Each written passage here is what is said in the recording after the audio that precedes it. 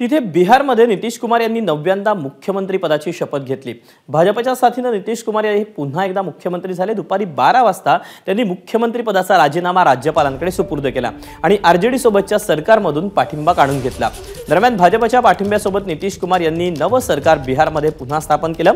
नितीश कुमार यांच्यासह भाजपचे सम्राट चौधरी आणि विजय सिन्हा यांनी उपमुख्यमंत्री पदाची शपथ घेतली।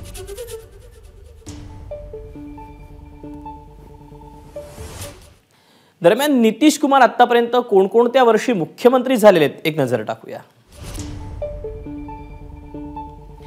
2000 साली पहिल्यांदा ते बिहारचे मुख्यमंत्री झाले आणि पहिल्या टर्ममध्ये फक्त 7च दिवसांचे मुख्यमंत्री होते। त्यानंतर 2005 साली लालू प्रसाद यादव यांच्या कथित जंगलराज विरुद्ध प्रभावी प्रचार करून ते दुसऱ्यांदा मुख्यमंत्री झाले।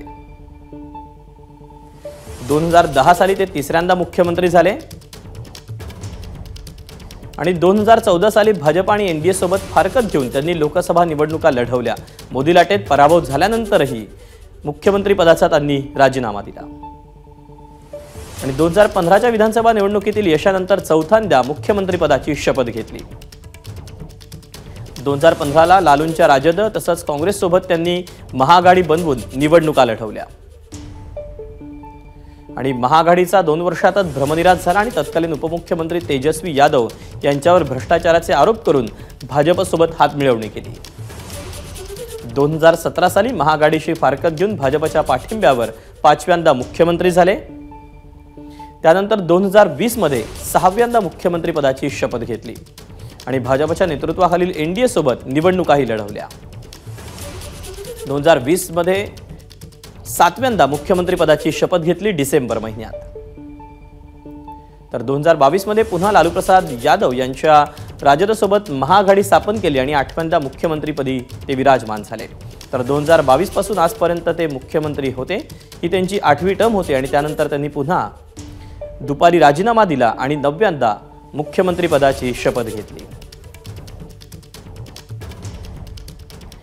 नितीश कुमार यांच्या राजकीय कारकिर्दीवर एक नजर टाकूया।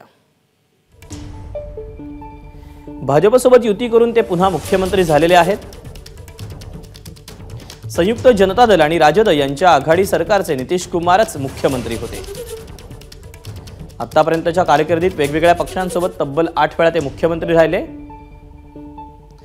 गेल्या वर्षात वारंवार सोयीच्या युत्या आघाड्या करून मुख्यमंत्रीपदी राहण्याचा एक आगळावेगळा विक्रम त्यांच्या नावावर आहे। गेल्या 10 वर्षात 5व्यांदा राजकीय भूमिकेत त्यांनी टोकाचा बदल केला। 1985 साली ते पहिल्यांदा आमदार झाले।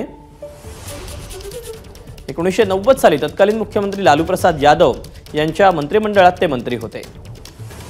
1994 साली लालूंपासून फारकत घेतली आणि जॉर्ज फर्नांडिस यांच्यासोबत समता पार्टीची स्थापना केली। 1996 साली त्यांनी एनडीएमध्ये प्रवेश केला आणि 1998 मध्ये समता पार्टी आणि जनता दलाचं एकत्रीकरण करून संयुक्त जनता दलाची स्थापना केली। 1998 मध्ये राष्ट्रीय राजकारणात समता पार्टी आणि जनता दलाचं एकत्रीकरण करून संयुक्त जनता दलाची स्थापना केली।